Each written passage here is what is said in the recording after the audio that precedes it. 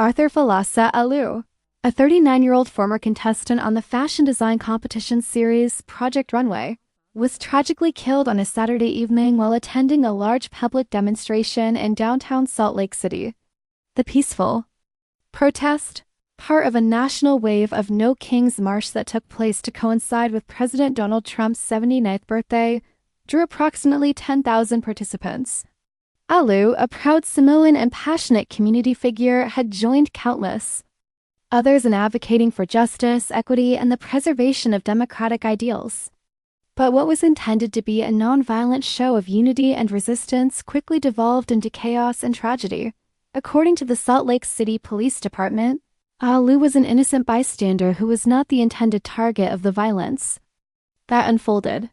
His death was confirmed by authorities who described the situation as deeply traumatic for everyone involved. Police Chief Brian Redd issued a somber statement expressing condolences to the victim's family and commending the swift and coordinated actions of first responders. The demonstration, though organized with permits and featuring visible peacekeeping teams to ensure order, became the site of an unanticipated and deadly eruption of gunfire at approximately 7:56 p.m. local time. A sergeant with the Salt Lake City Police Department reported the sound of gunshots near 151 South State Street. Witnesses later recounted how panic immediately spread among the crowd as the shots rang out. Hundreds of people fled in all directions, some seeking refuge in parking garages, others in nearby stores and restaurants. Within moments, a scene of hope and protest had transformed into one of fear and confusion. When officers reached the scene of the shooting, they discovered Arthur Alu critically injured with multiple gunshot wounds. Two officers, both members of the SLCPD SWAT team and trained paramedics, quickly administered emergency medical care. Despite their efforts and those of the hospital medical staff, Alu succumbed to his injuries. He was declared dead shortly after arriving at the medical center, devastating his family, friends, and the broader community who knew him not only for his creative talents but also for his tireless dedication to social justice. As the police pieced together what happened, they discovered the presence of a group of individuals designated as a peacekeeping team. These individuals wore high-visibility neon green vests and in some cases were armed with legally carried handguns. They were tasked with monitoring the crowd and maintaining order during the event. According to both law enforcement and several media outlets, two of these peacekeepers noticed a man behaving suspiciously within the gathering. The man, later identified as 24-year-old Arturo Gamboa, had maneuvered into a less crowded area behind a wall. The peacekeepers claimed that they witnessed Gamboa retrieve an AR-15 style rifle from his backpack. The peacekeepers shouted at Gamboa to drop the weapon, but he allegedly ignored their commands. Instead, he raised the rifle and began running toward the densely packed crowd on State Street. In an attempt to neutralize the threat, one of the peacekeepers fired 3 rounds. Tragically, one of those bullets struck Arthur Alu, while another hit Gamboa. Law enforcement later located Gamboa hiding among the protesters, crouched down with a gunshot wound. He was reportedly dressed in all-black attire and wore a black face mask, possibly in an effort to conceal his identity. He was taken into custody, treated for his injuries, and then booked into the Salt Lake County Metro jail on a murder charge. The circumstances surrounding the shooting have raised important questions about the risks of arming civilians at protests and the unpredictable nature of public demonstrations in today's charged political climate. While the peacekeepers were acting in what they believed to be the best interests of the crowd's safety, the tragic loss of an innocent life has overshadowed those intentions.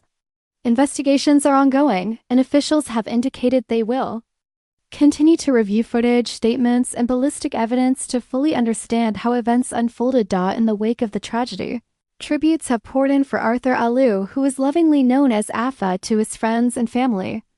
A creative force and a passionate advocate for his Samoan heritage, Alu leaves behind his wife, Laura, and their 2 young children, Vera and Isaac.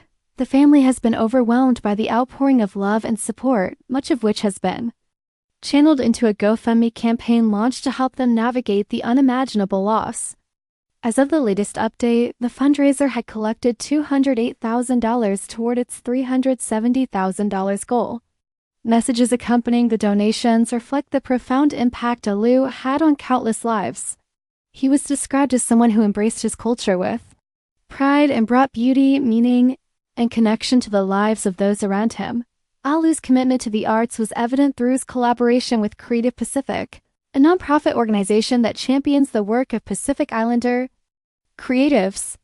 His work helped to organize and support events that showcased fashion designers, visual artists, performers, and storytellers from across the Pacific diaspora.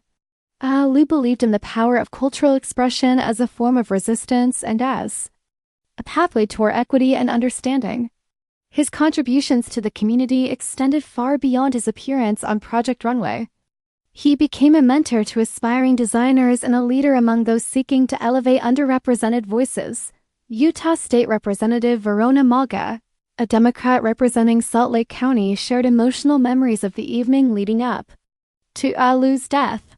She revealed that she had spent time with him earlier that night at Pioneer Park, where demonstrators had gathered before marching into the city's downtown area. Malga described Alu as a man of principle, someone deeply invested in causes that uplifted all communities. Afa is a person who believed in equity and equality for all people in all communities.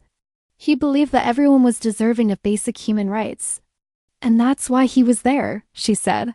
He was with his community and he was with people he cared about, marching and rallying for all of those things that make our community, really great. Those who knew him personally described him as deeply empathetic and profoundly creative. He possessed an energy that was contagious, a laugh that could light up a room, and a heart that always seemed to have room for one more friend, one more cause, one more idea. The pain of his loss is immeasurable for those closest to him, but his legacy continues to ripple outward through the people he touched and the work he accomplished. Friends, collaborators, and community members have held vigils in his honor, bringing together musicians, dancers, artists, and speakers to celebrate his life. Floral tributes, candles, and handwritten notes have filled the steps of Salt Lake City's Central Plaza, turning it into a living memorial. His name has been chanted in marshes across the country, as fellow activists have dedicated their steps to the man who died while standing up for his beliefs. In this time of mourning, there is also a growing call for reflection. Alu's death has ignited important discussions about how protests are policed, how safety is managed during large-scale gatherings, and how to better protect those who take to the streets in the name of justice. As the city and nation grapple with the implications of what happened that night, one thing is certain: Arthur Alu's life and the values he stood for will not be forgotten. His family has asked that, in lieu of flowers, people support causes that uplift marginalized voices, support Pacific Islander youth, and promote nonviolence and advocacy. As the investigation continues and the community heals, Arthur Alu's spirit lives on in the fashion he created, the causes he championed, and the lives he enriched through his passion and empathy. His story serves as a poignant reminder of the beauty and fragility of life and the heavy cost that sometimes comes with the courage to speak out for what is right. The world may have lost a designer, but it gained a legacy, one woven from the threads of love, justice, and unwavering hope.